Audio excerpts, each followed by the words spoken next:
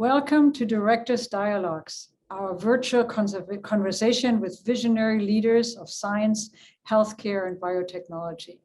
These dialogues offer an inside perspective on the emerging opportunities, challenges, and trends in biomedicine, education, public health, and related fields. Our guests share their most meaningful experiences and observations, tell us about the opportunities that most excite them, the challenges that most concern them, and the innovations that could dramatically enhance our collective ability to address those challenges. You can participate in the discussion as well by submitting questions through the question and answer box at the bottom of the screen. Send your questions at any time during the discussion, and we'll answer as many of them as possible. Tonight, we're discussing one of the most exciting and promising areas of biomedical research today, the gene editing approach, broadly known as CRISPR. And we have the perfect person to guide us in that discussion, Jennifer Doudna, who won the 2020 Nobel Prize in Chemistry for her role in developing the CRISPR-Cas9 genome engineering technology. And her labs worldwide have eagerly incorporated this new tool, creating a CRISPR revolution with huge implications across biology, medicine, and agricultural genomics. Jennifer is also a leader in public discussion of the ethical implications of genome editing. Jennifer is the Li Ka-shing Chancellor's Chair and Professor of Chemistry and of Molecular and Cell Biology at the University of California, Berkeley. She's also an investigator with the Howard Hughes Medical Institute. In 2014, she and now Whitehead Institute member Jonathan Weissman co-founded, and she is now the president of the nonprofit Innovative Genomics Institute, which seeks to drive development of genome engineering as a powerful tool to treat human diseases and end hunger. She's president of the Innovative Genomics Institute and also co-founded several companies created to bring CRISPR-based technology to the market. Jennifer earned a bachelor's degree in chemistry from Pomona College and a PhD in biological chemistry and molecular pharmacology at Harvard with Jack Szostak, also a Nobel Laureate. After completing a postdoctoral fellowship at the University of Colorado, she joined Yale faculty in 1994. And in 2002, she joined the Berkeley faculty, where she has been since. She's a member of both the National Academy of Sciences and the National Academy of Medicine, and has won a slew of prestigious awards beyond the Nobel. And please forgive me, Jennifer, if I don't list them all here now. And finally, Jennifer's life, work, and impact is the subject of Walter Isaacson's recent biography, The Codebreaker, Jennifer Doudna, Gene Editing and the Future of the Human Race. Jennifer, thank you so much for joining us tonight. So let's start. Wonderful to be here. Thank you for inviting me, Ruth. Thank you. Thank you. It's great. Let's start by focusing our discussion on, of course, CRISPR. The achievement for which you are most widely known. But before CRISPR, you had a stellar career studying structural biology and RNA. Could you tell us a bit about that work and how you made the transition to your current research, how it got to where you are today? Well, as you mentioned, I got into science from a chemistry perspective. And when I came to graduate school in Boston, I knew absolutely nothing about biology for the most part. I was fortunate to join the lab of Jack Szostak right across the river from MIT, where I started working on, of all things, the origin of life. And the question we were asking in the lab at the time was the role of RNA molecules in establishing a self-replicating system. In other words, a system whereby simple cells could maintain genetic information and copy it using the very same molecule, namely RNA. So that was kind of the beginning of my career. And in a way, I never left it, in the sense that I fell in love with the study of RNA. It was such a fascinating area of biology. And all of the projects we worked on over the years have really focused on the role of RNA in modern biology, including RNA molecules that function like enzymes. We call them ribozymes. And I worked on structures of ribozymes early in my career, to looking at how RNA molecules are involved in host pathogen interactions, viruses that infect human cells, for example. And that actually led us eventually to CRISPR, which, as we'll get into, is an RNA programmed system that bacteria use to fight infection. Yeah, so why don't you give us a quick primer? And I have a feeling that a lot of people who are listening do know what CRISPR stands for, but let's start at the beginning to include everybody. Well, it's kind of a catchy acronym. It stands for Clusters of Regularly Interspaced Short Palindromic Repeats. Oh, don't make me say that again. But what it means, what it symbolizes, is an immune system in bacteria that uses sequences of DNA that come initially from viruses, that are transcribed into molecules of RNA that can use a search and destroy mechanism in cells to find and cut up virus genetic material. And that's fundamentally what CRISPR does. It's an adaptive immune system that relies on RNA to find and ultimately destroy viruses in bacteria. So we started investigating it because I was frankly fascinated by the idea, which was a hypothesis at the time, that bacteria might have an adaptive immune system, something that prior to work on CRISPR was really thought to be confined to eukaryotic cell types. So that fascinated me. And furthermore, the idea that this would be a system driven fundamentally by RNA molecules was, I thought, really intriguing from a biology perspective. So we started investigating it from the, just a curiosity-driven motivation, but it became clear pretty quickly that the system was set up in a way that could easily be harnessed as a technology. And that's really what CRISPR has become famous for, is that it's now widely used to make changes, targeted changes, to the DNA of cells in a way that allows scientists to understand the function of genes, but also importantly to correct disease-causing mutations. Yeah, so you just mentioned it. It started with a very basic observation, a curiosity. So tell us a bit more what the discovery and development of CRISPR tells us about the relationship with basic and applied science research, because that wasn't your intention initially, I assume. Right. I started working on CRISPR with our interest in this RNA-driven immune system, and I quickly got connected to Emmanuel Charpentier, our collaborator on the CRISPR-Cas9 enzyme protein that cuts DNA molecules using an RNA guide. And that research for both of us began as a collaboration to understand the chemical mechanism of RNA-guided DNA cutting, which is fundamentally what the CRISPR-Cas9 protein is capable of doing. And I think we both came to that project with a fundamental curiosity about the system, but we also were interested in it as a way to understand more broadly how bacteria are able to fight back against viruses. So it was a great example of fundamental research that ends up going in a new direction. Namely, once we had the mechanism of Cas9 in hand, it was clear that it could be a very useful system for triggering the kinds of genome editing that many people were interested in, but there wasn't a really easily deployed technology for doing at the time. Yeah. And then once this discovery came out, the CRISPR research and development has moved so quickly over the last decade.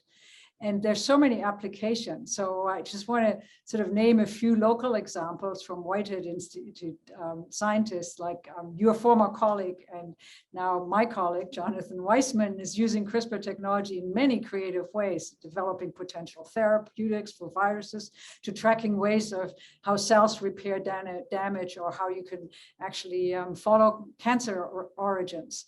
Also at Whitehead, Sebastian Loredo has used CRISPR to do a screening to better understand how dangerous pathogens such as Toxoplasma actually function. What are, in your mind, the most interesting ways that CRISPR is being used today? Well, I love those examples you just gave because I think they illustrate how CRISPR is being used to fundamentally change our understanding of the genome, namely all of the genes encoded by an organism that make it possible to function as it does and to interact in its environment. So that's clearly one important direction that the CRISPR technology is headed. It's worth pointing out that there are a number of clinical trials that are either in progress or have already announced results showing that CRISPR can be used to correct disease-causing mutations or make changes in patient cells that mitigate disease. And here I'm thinking in particular about sickle cell disease and a liver disease that is, fundamentally a protein aggregating, has a protein aggregation phenotype that can be corrected using CRISPR in the liver. And so, these are, I think, really motivating to all of us in the field because we can see the extraordinary potential of this technology to change the lives of people that otherwise are suffering from untreatable, uncurable, genetic diseases. And I also want to point out that there's a huge opportunity also in agriculture to make changes in plants and in the microorganisms that support agricultural product development that I think will be transformative in the future. Yeah, there's a lot of discussion about whether those plants then are genetically modified because they have no foreign genetic information, right? That's right. A very interesting discussion. Yes. So, as you know, different countries draw different conclusions about that too, right? Yeah. Maybe you can actually eat those tomatoes then in Europe. Right. So on the other hand, so you were mentioning sort of some on a somatic level, on a person level, to restore functions of disease genes, but the extraordinary capabilities of CRISPR also bring up some thorny questions about genome editing and how much it should be used, not just to genome editing, which we just discussed, but actually germ cell editing, and which is changing genes actually in egg and sperm, and thereby making the changes permanent and not just limited to the person, but also then to their descendants. How do you believe that scientists and societies should be approaching such questions, and how has that evolved, that discussion, since you initially brought that concern up when many people were not yet thinking about this, although some people were already starting to work on it? Right. Well, I think this is an interesting example where science, we find ourselves as scientists faced with some ethical challenges and debates that we have to, I feel, grapple with openly, I think first and foremost, rather than running away from those issues or ignoring them, I think we have to be facing them head on. And to me, that involves an open and transparent conversation that includes not only scientists and clinicians, but also other stakeholders. Essentially, anyone who has an interest in this, I think, should be invited to be part of it. And it's a big challenge. How do you do that? How do you get started with something like that? So in our case, we were fortunate that at the Innovative Genomics Institute back in early 2015, we convened a small meeting that brought together scientists from around the US at the time who were working on various applications of CRISPR, including in embryos, or at least thinking about doing that, and as well as some of the leaders of the original Asilomar meeting back in the 70s that had grappled with ethical challenges around molecular cloning, which was at the time, a new technology that again raised potential challenges and health risks for humans. And since then, since that 2015 meeting, I've been very pleased that many people have taken up this charge. We've got the national academies now in multiple countries that are involved. We've got the World Health Organization involved. And so there are, now multiple groups that are deeply investigating not only the potential of the technology and its opportunities, but also really looking at appropriate ways to regulate it as the opportunities continue to grow, because there's no putting the genie back in the bottle, as they say. And I think that we just have to try to work together to ensure responsible use of CRISPR as the field moves forward.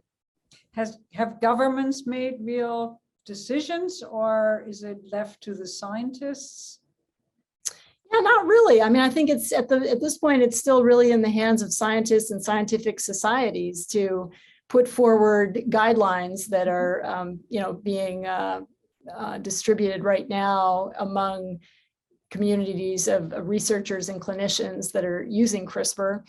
And, it'll be interesting to see what happens in the future. I think some people that are attending this talk tonight may be aware that already there's been an announcement 3 years ago about, actually almost 4 years ago now, about CRISPR being used in human embryos to create a pregnancy of twins who were born with CRISPR edited genes. And, I think that announcement back at the end of 2018 really was kind of a wake-up call that, this is not something that it might happen sometime in the distant future, but it's actually a technology that has that capability now. And so we have to be very vigilant about, how it's going to be utilized in the, around the world. Do you think the scientific community is strong enough to really put forward restrictions or Yeah, it's a good question. I mean, I think that's, in a way, it's sort of the best we have. Yeah. Because I think it's the most educated, right? Those are the people who know what the potential is. I think that's right. It's very difficult. I mean, I've talked to a number of our legislators and legislators in other countries. And for the most part, I think they're really well-meaning and they want to do the right thing. It's just that if they're not trained as scientists, which most of them are not, they feel out of their depth in terms of really understanding the technology. So I think, having scientists engaged in this and putting out reports, as we've been seeing, that, continue to evaluate the technology as it advances, and it's moving, the field is moving extraordinarily fast. But I think this is the best we can do, in a way, that we really just have to keep continually evaluating where the technology is, what are the opportunities, what are the risks, and what are the sort of costs and benefits of using it in different ways. Yeah, it's sort of interesting in that regard. So it was really played out very well in Walter Isaacson's The Codebreaker book about the discovery and development of CRISPR, was sort of this example about competition and collaboration, which also in this case, the competition obviously driving people to push the envelope, right? And yeah, both of which have a real good role in driving science forwards. How do you think about balancing competition and collaboration? You have had some lessons about this, and so maybe you can talk about that. Well, I think you make a great point. I think, we need both. And I think this is true in basically all human endeavors, that we have competition and we have collaboration, and they both play a role in advancing science. In my experience, I always try to compete with myself, and I'm always asking myself, am I doing the best work that I could be doing? Am I contributing in the way that's going to be most impactful given my expertise and my interests and things? So I always try to come back to that. And regarding collaboration, I think that, I love working with smart people. It's one of the joys of our profession. And so it's been a really exciting, this is something I didn't anticipate when I got into science as a student. I didn't realize what an exciting, opportunity it is, really, to work with other people who bring their own perspectives, their own expertise to bear on a problem, and how incredibly satisfying it can be to grapple with something very challenging that you're trying to figure out. And you have, multiple minds working on it together. And then when you come up with a solution or an answer, it's just, that shared joy of discovery is, it's extraordinary. There's nothing like it. Yeah. Yeah, and I see that very much at Whitehead, and actually having Jonathan Weissman join the Whitehead, he clearly collaborated a lot when he was at UCSF in creative ways of using CRISPR, and now here he expanded this in an interesting way. So, for example, Jonathan and Jinke Wang are planning to use gene editing to engineer plants to sequester far more carbon than what they can do. So it's a very innovative, and two people from very different directions coming together. And so to me, that's actually the kind of collaboration which works very well when very different expertise comes together. So what do you think makes collaborations with colleagues most effective? And also, we really want to be a place to foster the spirit of collaboration. So I liked also in your answer, you really emphasized the collaboration, and the competition is not a fight with somebody else, but it's actually a competition with yourself. I can very much identify with that. So how do we really foster this kind of spirit and provide the environment, which I'm sure you are also grappling with where you work, that encourages collaborations? Yeah, it's a great question, Ruth. I think, in my experience, collaborations work well when you have good chemistry between the people, that is. You really have to have people that like to work together, that get along well with each other, that, where the work is fun, it has to be fun. I think it has to be enjoyable.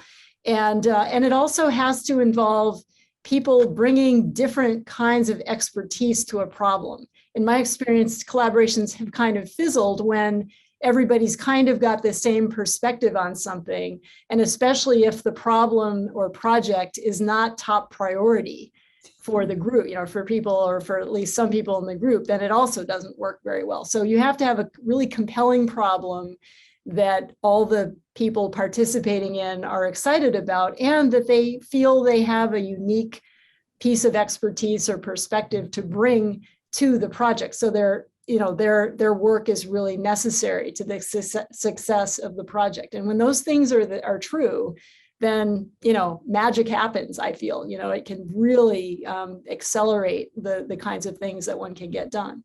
And so, yeah, you brought up a great point. How do you foster that? How do you create an environment that really encourages this? And as you know, funding agencies have explored different mechanisms of funding where you try to fund, only groups that, have that sort of composition, et cetera. I think one of the challenges, and I don't know the right answer to it, but we're trying to think about it here at our institute, how to deal with it, is how do we change the reward system in academic science so that we make sure that we value people that are working effectively in collaborations, and maybe are the critical player in some cases in collaborations, and yet for whatever reason their name may not end up as the first or the last author on a publication.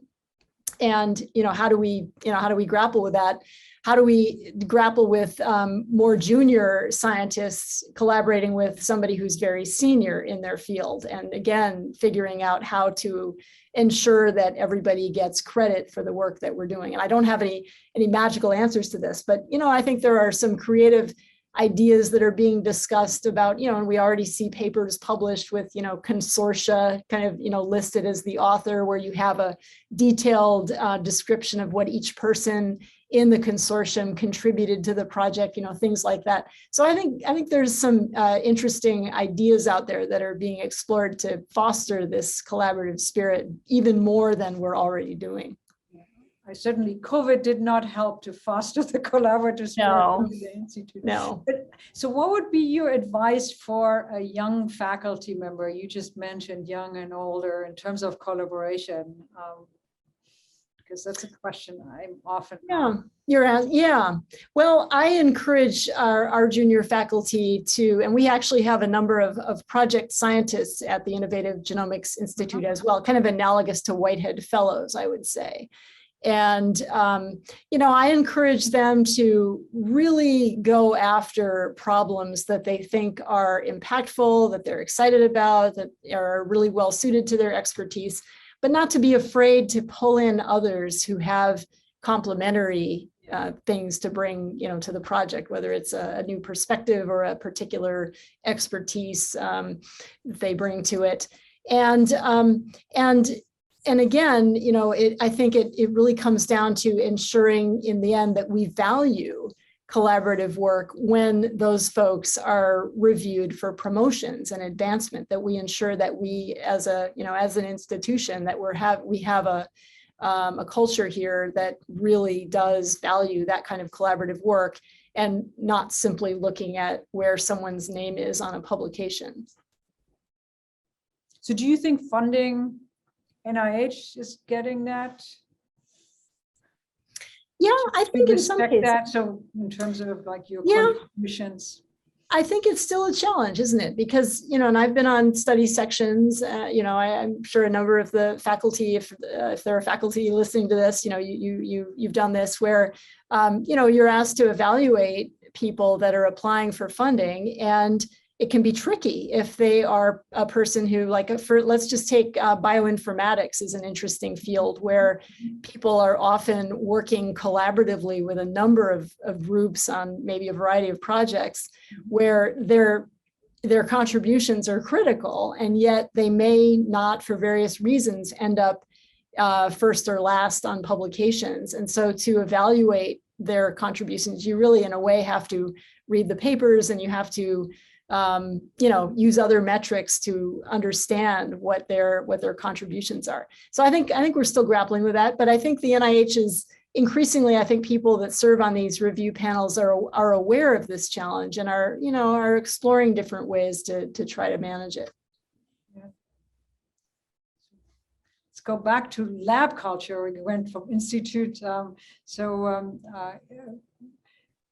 You obviously have been a wonderful mentor, and do you have any specific advice or observation with regard to mentorship and building an inclusive culture, and how one may want to approach this? Because I'm sure that's something that you probably within the institute, in your institute, but also in your lab, I'm sure you're faced with this question. Well, I guess I think about it in a couple of ways. First of all, I feel that my job as a mentor is to help each person that I'm working with to do the very best work that they can do.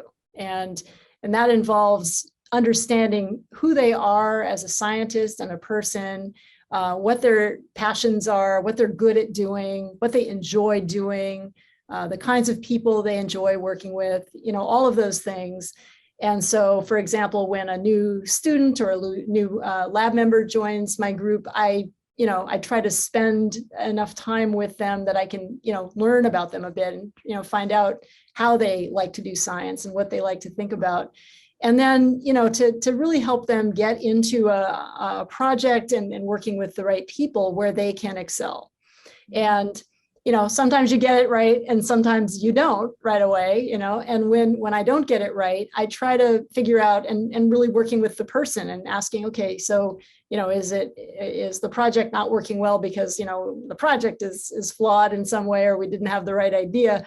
Or is it that, something else is missing? You need a different type of expertise, or you need more mentoring or something else.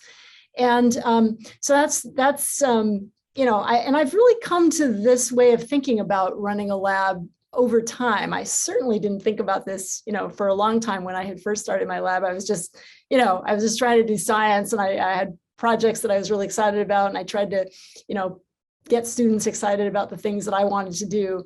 But over time, I think about it much more now with the perspective of, I guess it's partly aging at some level, but realizing that, the most important thing that I can do now, most likely, is to help train the next generation of scientists, people who are going to be taking science into the future and trying to give them the very best preparation for the work that they will do in the future. It's also really fun and really rewarding, when you get it right and you see how incredibly well people are doing that have trained in the laboratory. That's one of the greatest joys that I think we have. Yeah, I agree. It's great when you find that fit for a person and a project. Really great. Yeah. So we have tons of questions. I think we should move to the questions. Thank you so much so far to big picture. So there's lots of possibilities for questions. Let's go for the first one. What are the state-of-the-art challenges in near and far future applications of CRISPR technology? How is the CRISPR compared with other gene editing tools? Well, I'll start with the second question first, and that is that, what makes CRISPR really powerful, frankly, is the mechanism by which it works, the chemistry by which it works, because it uses a molecule of RNA, which is a chemical cousin of DNA, to recognize DNA sequences in a specific way. And so that mechanism is very easily manipulated by scientists. It's easily manipulated by bacteria too, which is why it evolved that way. But in the laboratory, we can easily change this molecule of RNA to a desired sequence. And then that allows the very same CRISPR protein that uses this RNA guide to be used in any type of cell to, manipulate any genome. And so that is just a very fundamental aspect of this technology that's distinct from earlier technologies for genome editing that relied on engineering proteins that had, recognition capabilities for DNA, and which could work very well, but where you had to engineer a new protein for each experiment. It's just, it's really different. So that's an important thing to appreciate about CRISPR. And beyond that, one of the things that's really driven the field over the last decade is the fact that with that fundamental platform of, mechanism of DNA recognition, you can do lots of creative things to DNA using that same recognition platform. And lots of labs, including many in Boston and at the Whitehead, have been able to do this very beautifully, right? And where you can make chemical changes to DNA, you can make alterations to the chromatin state of DNA, so you can affect the levels of proteins that are made from specific genes without having to change the DNA sequence itself, something that Jonathan Weissman, again, his lab really pioneered. I think these are things that make the technology very, very useful and very versatile. What are the challenges? Well, I think two that come to mind. One is delivery, how we deliver these editors into cells or tissues where they can be beneficial. And that's true whether we're talking about a human body or a plant or even a microorganism, right? You have to get it into the right cell where it can have a desired impact.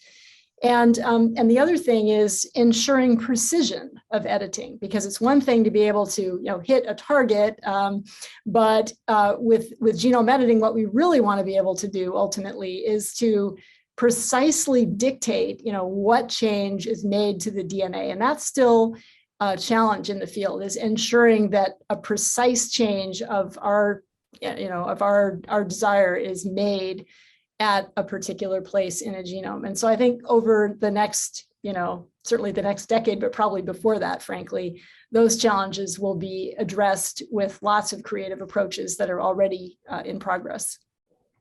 So there are a couple of disease-focused questions. So how close are we in seeing real-world clinical treatments for cancer based on CRISPR? Well, with cancer, I think I think it's pretty exciting to see the intersection between CRISPR and cancer immunotherapy, where it's possible to already, for certain types of cancer, to harness the immune system to go after cancer cells very effectively. For example, for diseases like melanoma, this has been a very effective strategy.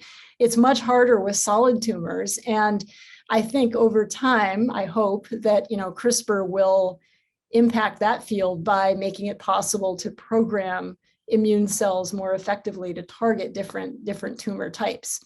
So that's that's one area of cancer biology where I think CRISPR will have an impact. And maybe on the other end of things, more on the research side, I do think we'll continue to see advances with CRISPR as a discovery tool to understand better the genetics of cancer, the interactions between genes that lead to different types of cancer, and then of course, hopefully how to treat them. Now a more difficult one, I would say, is the possible use of the technology to study mental illness and potentially addressing mental illness with CRISPR. Yeah, it's a great question. Lots of questions. Yeah, it's a great question. And I don't have an easy answer. I guess I would probably come back to the idea, at least for now, that one could imagine CRISPR being used to understand the genetics that lead to certain, mental diseases. It's obviously difficult because you don't necessarily have good animal models. You can't really do this effectively in cells cultured in a dish for the most part. So, it's hard, right? It's a very hard thing to study. But I do think that with all of the advances being made right now in neurobiology, even, sort of understanding the different cell types that are in the brain and how they interact, I think that biology will intersect, I hope, with the kinds of genomics approaches that CRISPR enables, that you'll start to have a real genetic understanding of the wiring of the brain, and then, of course, how it may go awry in certain mental conditions. Yeah, with all those prospects, there's a kind of a tricky question, and that is, what's your vision for equitable democratization of therapies that use CRISPR as their mode of operating to treat patients? And that's obviously, we hear about, how many thousands and thousands of dollars these therapies would cost, right? Yeah, or millions, right? I millions, mean, yeah, right, millions. yeah, With right. all these individualized focus, expensive. Yeah. Right, and thank you for that question. It's a really important one, and it's something that I think about now daily. I mean, this was a big motivation for us starting the Innovative Genomics Institute a few years back, actually, is that it was clear that CRISPR has such incredibly exciting potential, and yet it'll never really reach that transformative potential on a broad scale unless we can make it affordable and accessible to any that can benefit from it ultimately.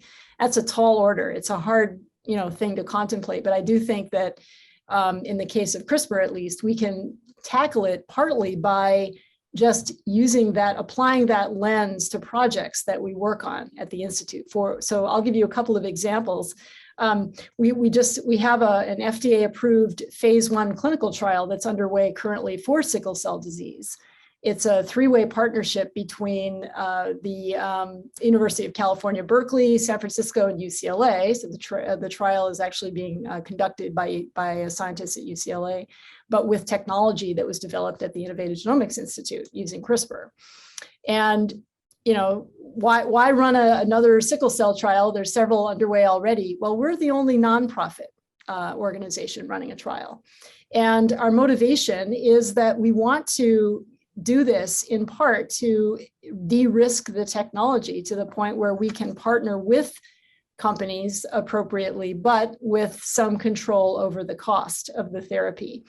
And the other thing is that we have underway at the sort of in parallel with the trial, where we have ongoing research that is focused on reducing the cost, for example, by coming up with new strategies for delivering the CRISPR editors into the bone marrow that won't require a bone marrow transplant for the patient, which would, definitely reduce the cost and the need of hospitalization for each patient.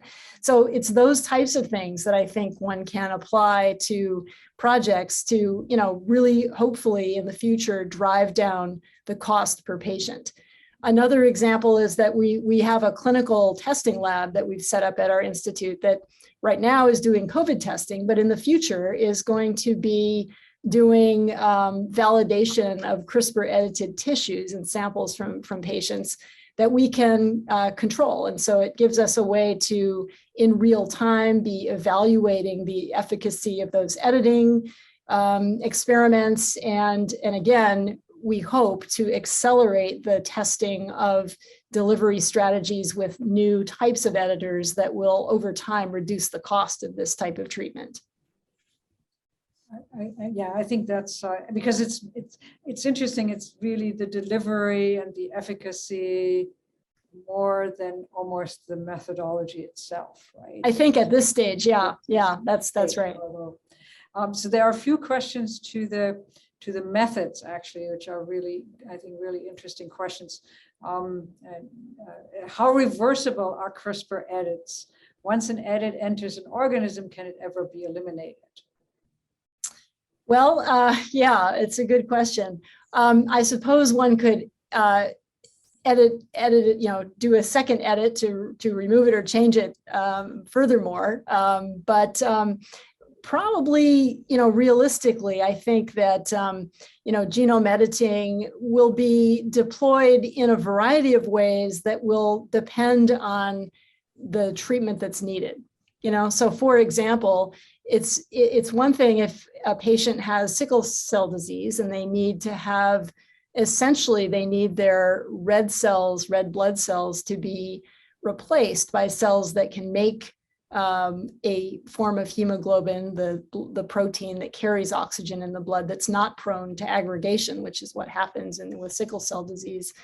So that's something that can certainly be done today using CRISPR technology.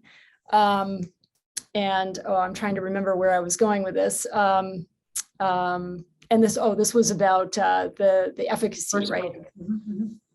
Say again, Ruth? Reversibility.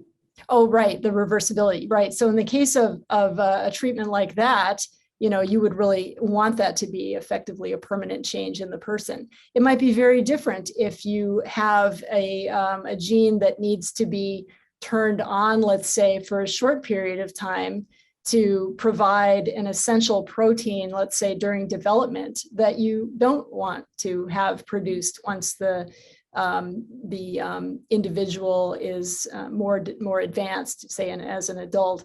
And so there you could imagine using CRISPR differently. And I'm coming back to the work of Jonathan Weissman at the Whitehead again, to think about, who's been working on ways of using CRISPR that to not permanently alter the genome, but in fact, to just make that kind of a transient change to the protein levels that might be coming from a particular gene. So I think we just have to think about CRISPR as a versatile tool that can be used in these different ways depending on the desired outcome. Yeah, because also tissue specific, obviously, right? We were talking about cancer cells and what target to the cancer cells, so that would be probably another way. There's another sort of clarifying question. Does the immune system fight CRISPR modified cells?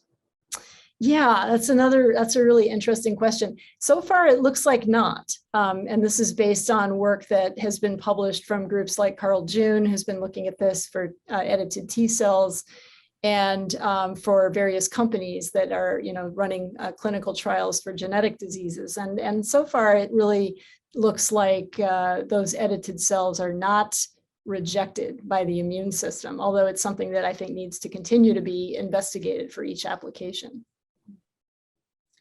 And what are the biggest obstacles, leaving aside the ethical questions regarding the application of CRISPR in the treatment of genetic disease? We already talked about some of that. Yeah, well, I think it's, obviously, first of all, one has to know what gene or genes need editing, right? So that's one challenge for sure. For many diseases where that isn't well understood, then I think that would be the first order of business, would be to figure out what are the genetics there. To the basics. Yeah, to the basics, right? Yeah, can they be manipulated?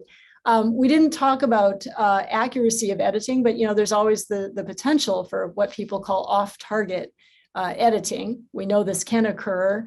And people still debate, how worried should we be about off-target editing? And probably it comes down to what's the application and what's the level of off-target editing, and is the off-target editing occurring in a place that might cause trouble in the genome?